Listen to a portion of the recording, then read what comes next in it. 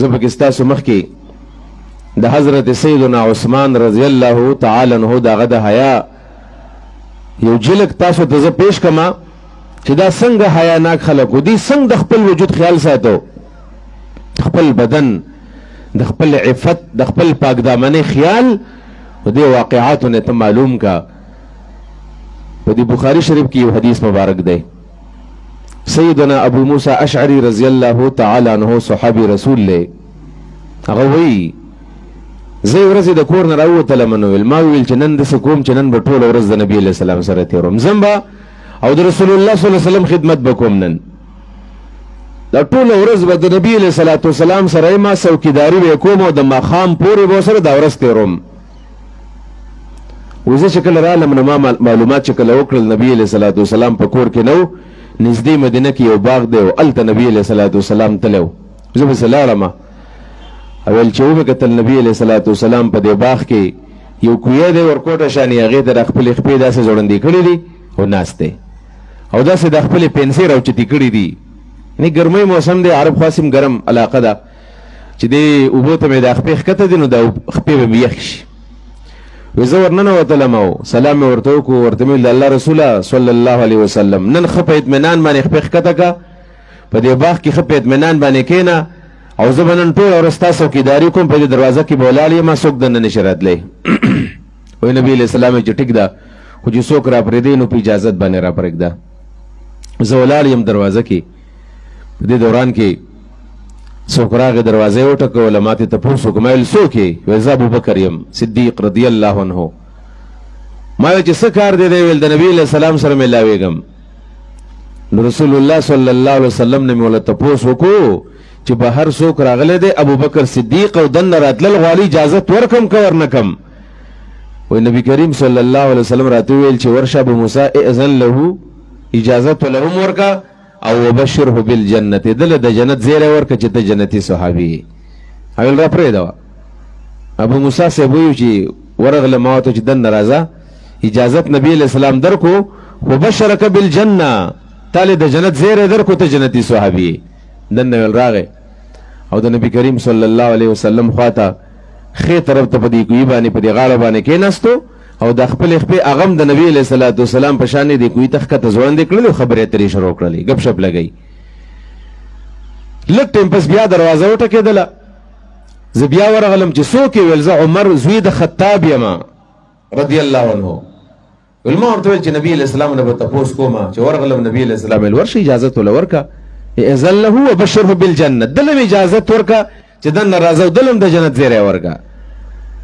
وایي زه ورغلم ما ورته ویل چې عمر راځه دننه نبي علیه السلام اجازت هم درکوي او ویبشرک بالجنة او نبي علیه السلام تعالی د جنت زیری درکوي تم جنتي عمر فاروق صاحب راغی او د بل طرف ته د نبي علیه الصلاة والسلام کېناستو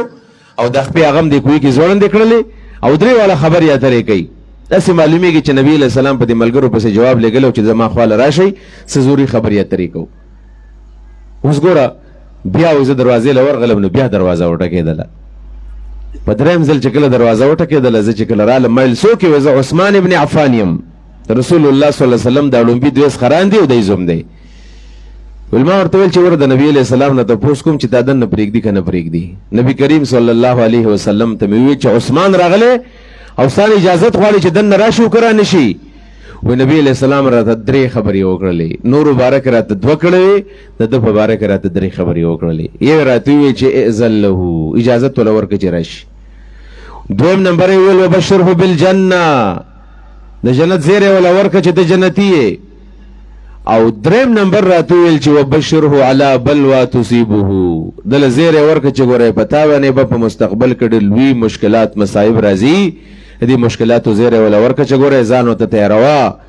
رسول الله صلی الله علیه وسلم ته وحي راتلله او دغې وحي په رڼا کې د حضرت عثمان د ژوند اندازه ورته چې وروسته په ده باندې لوی مشکلات راځي راغلي وو بیا داسې مشکلات پرې راغلي وو چې کله هغه په کومه شپه باندې شهید کړلی شو ظالمان راغلي په کور باندې شهید یې کو بیبي یې ورله هم ووهله حضرت نائله رضی الله عنها او دا ګوتې ترې پرې کړلې او دومره د حضرت نائلې سره فکر او غم و چې څو شپې د حضرت عثمان رضی الله تعالی عنه قبر یې ساتلی و چې هسې نو څوک د هغه لاش راوباسي خلیفه د مسلمانانو دی او دومره مظلوم شهید شوی د حضرت عثمان صاحب ویل کله چې هغه راننوته ما ورته ویل چې راځه نبي علیه السلام اجازت هم درکوي او دویم نمبر دا ده چې تاله د جنت زیر هم درکوي او دریم نمبر دا چې والا بلون تصیبه چې نبي علیه السلام تاله د مصیبت زیره درکوي. ویل په دې دوران کې نبي علیه الصلاة والسلام ویل چې لږ صبر وکړه مې را پرېږده. حضرت عثمان مې په دروازه کې ودرولی دی. نبی علیه الصلاة والسلام ابوبکر صدیق حضرت عمر د درې واړو د خپل خپې ښکته کړي دي کوهي ته او د خپې را کولاو دي. وی کله چې نبی علیه الصلاة والسلام د حضرت عثمان دا نوم واورېدو نو وی دا خپلې پنسۍ منسۍ ښکته کړلې دا پنډۍ منډۍ یې پټې کړلې ځان یې برابر را برابر کو او د هغې نه پسې وایي چې ورته چې دننه راځه. دا د حضرت عثمان رضی الله تعالی عنه شخصیت دی چې هغه دومره حیاناک انسان دی چې رسول الله صلی الله علیه وسلم ویلي په صحابه مجلس کې ویل د ده نه ماله حیا راځي. دا دومره حیاناک دی، دا دومره د خپل ځان خیال ساتي، داسې حیاناک انسان. حضرت عثمان رضی الله تعالی عنه ته رسول الله صلی الله علیه وسلم ویلي فرشتې هم درنه حیا کوي. هغه حضرت عثمان رضی الله تعالی عنه دی د ده په باره کې دا راغلي په مناقبو د ده کې چې ده چېرته په بیت الخلا کې په واشروم کې به غسل کوو نو څنګه موږ چې کله غسل کوو خو ټولې کپړې لرې کو غسل کوو. حضرت عثمان صاحب چې کله غسل کړی دی هغه به ټولې کپړې نه لرې کولې.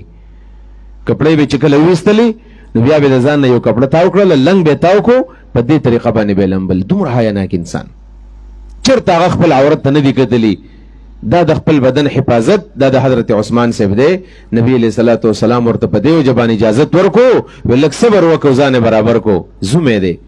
زومان خو اکثر خلک کور ته خدمتونه نه راولي پروا هم نه کوي که خوراک یې ونه کوي زه خیر د خپل کور دی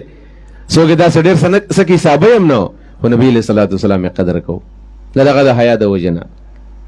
دا دغه د عفت د وجه نه، دغه د احتیاط د وجه نه، دغه د ورع او د تقوا د وجه نه نبی علیه السلام خیال ساتو. ابو موسی شری صاحب وایي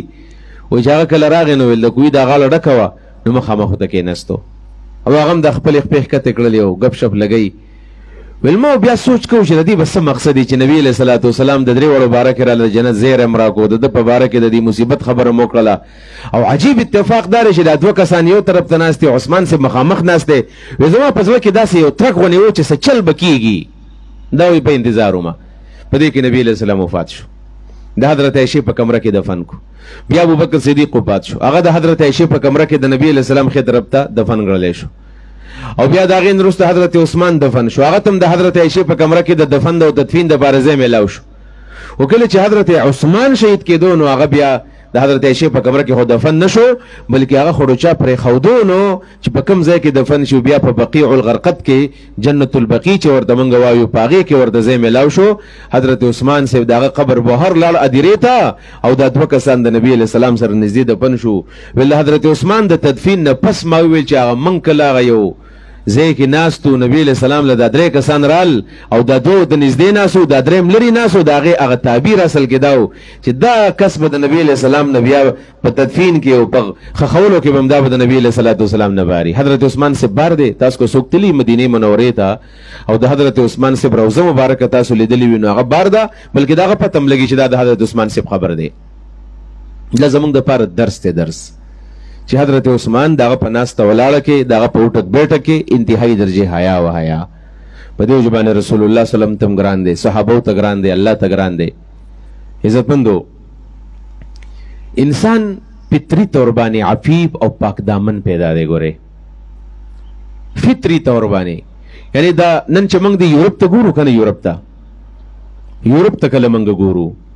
مغرب ته کله ګورو د انګریزانو د ژوند ته ګورو هغوی دا لباس اول ورو کم کو او د هغې نه پسې مکمل طور باندې لباس ختم کو لرې کو لباس. دا کومه موجوده زمانه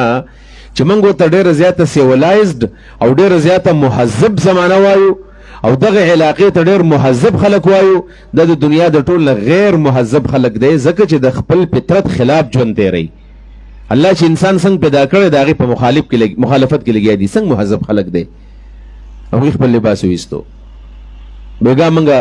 روانو شرینګل کې زمونږ فهم قرآن کلاس و زمونږ سره ملګری و نو هغه ویل زه جاپان ته تللی وم نو ما ته د جاپان تپوس کو چې جاپان خلک څنګه دی هغه خلک حیاناک دی که نه دی زنانې پرده کوي که نه کوي. ویل چې د جاپانیانو چې کومه قومي لباس دی نو هغه لباس دی څنګه چې زمونږ د افغانانو زنانه دا غټ غټ پراکونه اغوندي، غټ غټ چولې اغوندي، دا غټ لباس دا د جاپانیانو قومي لباس دی. خو په ټول جاپان کې دا لباس په زنانو د سره تونی نه، بلکې هغه ټول لباس ختم کړی دی. دغه نیکر میکر او دا سره بنین منین اغوندي او زنان هم دغه شانې ګرځي. دا ولې دا په جاپان باندې د مغرب اثر کړی دی. دا کله چې دا دنیا غیر مهذب شول او جامې وستل او کمول شروع کړل،